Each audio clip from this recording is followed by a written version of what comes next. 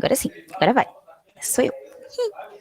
Então, é, como a Patrícia falou, vou apresentar um pouco sobre as ações do PIB de Biologia na Escola Edida de Matos Siqueira Gáudio.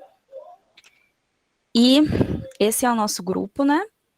A nossa orientadora é a Patrícia, a nossa supervisora é a Georgia Pape de Abreu, e os alunos que compõem o PIBID são esses, eu vou falar um pouquinho mais sobre eles, são 8 PIBIdianos. A nossa supervisora é a Georgia, ela trabalha com o fundamental no Vespertino há mais de 25 anos na escola, há 25 anos, na verdade, e ela que está nos orientando, né, nos guiando nessa jornada. Sobre os PIBIdianos, essa é a Amanda, o Caio, a Ellen, a Carolina, a Natália, a Soraya, a Sara Nascimento e eu, Sara Victory. Temos duas Saras, né? Vem em dobro. Essa é a fachada da escola. E a escola, ela tá com essa pandemia, né, no ano de 2020 e 2021, a gente ficou trabalhando com eles só de casa, né? A gente não chegou aí na escola de fato, ter o contato real com os alunos. A gente ficou só nos bastidores aqui em casa, trabalhando de casa. E a escola, ela tem uma metodologia de roteiros de aprendizagem. Então, ela é dividida em ciclos. O terceiro ciclo é mais ou menos correspondente ao sexto e o sétimo ano dos meninos. E o quarto ciclo corresponde mais ou menos ao oitavo e ao nono ano. E aí a gente dividiu os pibidianos com os ciclos. Então, a Amanda, o Caio, a Natália e a Soraya ficaram com o terceiro ciclo a maior parte do tempo. Claro que de vez em quando a gente migra de um ciclo para outro para entender como que é a linguagem que a gente deve adaptar para esses meninos, mas em sua maioria eles ficaram com o terceiro ciclo e com o quarto ciclo ficou a Ellen, a Carolina, a Sara e eu. A gente faz reuniões de planejamento. Inicialmente, a gente começou a fazer as reuniões semanalmente, toda segunda-feira à tarde, durava por volta de uma hora, para a gente discutir o nosso planejamento semanal e mensal. Aí a gente passou a fazer reuniões quinzenais, para poder otimizar melhor. E hoje em dia a gente já está bem encaminhado. No início é sempre uma novidade, mas depois a gente consegue se organizar bem melhor. Tivemos atividades formativas para os alunos, né? A gente que elaborou para eles. Então, a gente elaborava os roteiros de aprendizagem, principalmente porque estava tudo sendo síncrono e assíncrono, né? Então, essas são as atividades assíncronas que a gente fazia, como, por exemplo, o Forms. A gente fazia algumas perguntinhas para eles para a professora passar para eles de acordo com os assuntos que a supervisora passava para a gente, né? Então ela falava, faz sobre tratamento de água, faz sobre materiais sintéticos e de origem natural. A gente fazia tanto relatórios no Forms quanto os slides também para poder servir de base de uma aula. E os bolsistas, a gente também teve atividades formativas, não só os alunos, né? Então, essa mesma é uma atividade, a gente teve várias outras atividades com certificado, sem certificado, que a gente participou e foi, nossa, incrível. A gente abre os olhos e a cabeça e é muito enriquecedor. Na escola, no início, né, da pandemia, estava tendo as aulas remotas. Então a gente entrava e participava também, no que tinha que ajudar, entendeu? A professora estava lá passando aula, mas às vezes a conexão caía, a gente ajudava. Ou a professora estava apresentando os slides e ela não tinha como ver o chat. Alguém fazia uma pergunta no chat, a gente respondia. Então a gente estava sempre ali servindo de apoio e tendo esse contato, né, mesmo que mínimo, com os alunos. A gente também criou e desenvolveu o Instagram, na verdade quem criou foi a Georgia, nossa supervisora, e a gente que mantém o Instagram hoje junto com ela, né? A gente implementa ele. O Instagram é @euamaciência. Eu convido vocês a visitarem, né? Curtirem, compartilharem, a fazer tudo que tem que fazer, que o Instagram tá bem legal e é bem gostoso de participar disso. Alguns dos quadros que a gente tem é o especial de férias, que foi mais ou menos janeiro, dezembro, que a gente fez um formato de post só em slide, sem nenhuma animação, sobre elementos da tabela periódica e a tabela periódica em si. E a gente fez um outro tipo de post só em forma de vídeo e de animação sobre cuidados e curiosidades que se deve ter no verão. Outro quadro que a gente mantém até hoje é o Experimentando em Casa, que a gente usa uma pergunta investigativa de coisas do dia a dia, que eles observam, que eles podem ter curiosidade. Não, eu falei errado, gente. Isso daqui é outra coisa. Isso aqui, esse Experimentando em Casa aqui são vídeos. Ai, ai. Esses vídeos também tem uma pergunta investigativa. Só que esses vídeos a gente, PIBidiano, faz um experimento em casa, geralmente simples, não pode ser com materiais caros ou de difícil acesso. E a gente produz esse experimento, grava, posta, com o intuito deles fazerem em casa, entendeu? E eu já vi alguns fazendo, eu achei bem legal, bem fofinho. E é uma maneira deles poderem exercerem a ciência, um laboratóriozinho caseiro em casa, né? Esses são as curiosidades do dia a dia que a gente mantém até hoje, que eu estava confundindo. Esses são posts semanais, em forma de slide, não tem nenhum tipo de animação. E aí são com perguntas investigativas também, igual experimentando em casa, sobre coisas do dia a dia deles. Então, por que a água do mar é salgada? Como os animais enxergam no escuro? Coisas que às vezes eles param para pensar, ou às vezes nem param para pensar e a gente faz eles refletirem.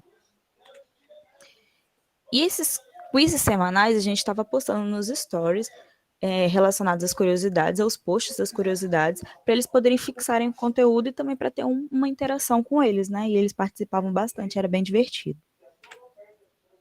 Depois a gente trocou os vídeos do Experimentando em Casa por vídeos por um quadro chamado As Ciências Superpoderosas, Química, Física e Biologia, uma paródia, né? As Meninas Superpoderosas, onde a gente usa elementos da cultura pop para trazer para eles com alguma forma de curiosidade ou de embasamento científico. Então a gente pega filme Bob Esponja, Sem Florestas, Rios, filmes conhecidos de animação e traz coisas voltadas para a biologia a respeito disso. Por exemplo, o Lula Molusco é uma lula? Na verdade é um errinho técnico, né? Ele é um polvo. Ou a super velocidade do esquilo Remy, a gente discute sobre isso, de onde vêm as penas do carnaval, que é relacionado ao impacto ambiental. Então, sempre trazendo esses temas, né?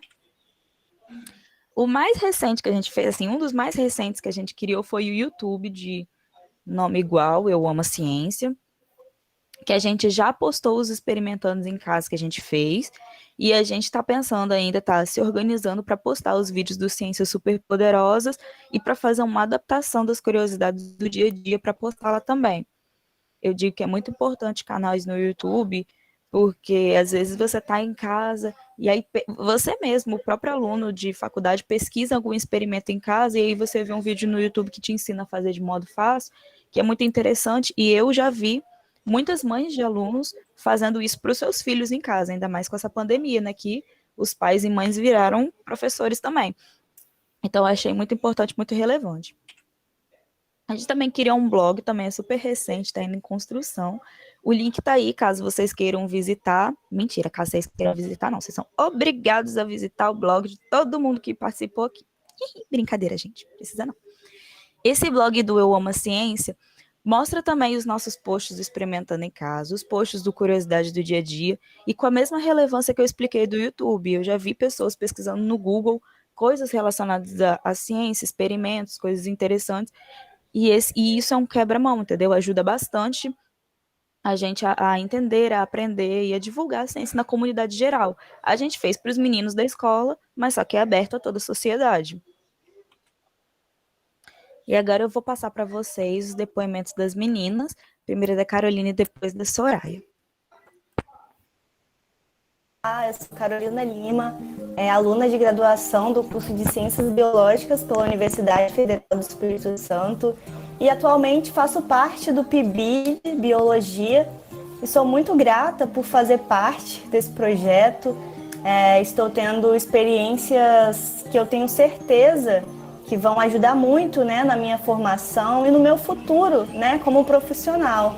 Nós entramos no projeto em um período muito delicado e, sem dúvidas, muito desafiador, né, de distanciamento social, de isolamento. Mas eu acredito que mesmo nessa perspectiva de pouca interação com os alunos em sala de aula, todas as atividades que a gente desenvolveu e participou contribuíram muito, né? Foram muito enriquecedoras. Eu sempre pensei que ser professor ser o facilitador do conhecimento, estar à frente de uma sala de aula é uma responsabilidade muito grande, exige, né, um preparo muito grande. E dessa forma, eu percebo que o PIBID tem me proporcionado muitas oportunidades, né, de aprendizagem, de aperfeiçoamento dessa minha formação docente, né, e me dando as oportunidades de vivenciar um pouco dos desafios, né, de uma rotina escolar. Participando de algumas formações online, né, pelo canal do YouTube, com alguns profissionais da educação básica, foi possível vivenciar um pouquinho da experiência, né, em sala de aula. Foi um momento ali de várias trocas de experiência, de vivências escolares, onde vários professores da educação básica relataram, né, atividades que eles realizam em sala de aula, alguns dos desafios também. Então, isso me fez refletir muito, né? Me fez sentir um pouquinho próxima desse ambiente escolar também. Além disso, a gente segue utilizando o Instagram como uma ferramenta de divulgação científica. Temos um perfil onde a gente aborda temas relacionados a ciências, biologia, criando posts sobre curiosidades do dia a dia. Criamos vídeo realizando algumas experiências em casa. Então eu percebi a importância de sempre trazer temas que vão despertar a curiosidade. E para a elaboração dessas atividades, desses conteúdos, foi preciso desenvolver um pouco a habilidade de conseguir simplificar termos difíceis e complexos da biologia para uma linguagem mais acessível para todos. A gente sabe que a divulgação científica precisa ter uma linguagem um pouco mais simples, né, para atingir mais pessoas, porque não são todas que estão inseridas naquele meio acadêmico, né, que tem uma linguagem científica. Então, é um ponto muito interessante, né, que eu tenho certeza que os meus colegas também perceberam o desenvolvimento dessas habilidades. Essas foram apenas algumas das várias experiências que o PIBID está nos proporcionando. Sou muito grata por fazer parte de tudo isso, por conhecer profissionais maravilhosos da educação e tenho certeza que ainda temos um grande caminho pela frente. Muito obrigada.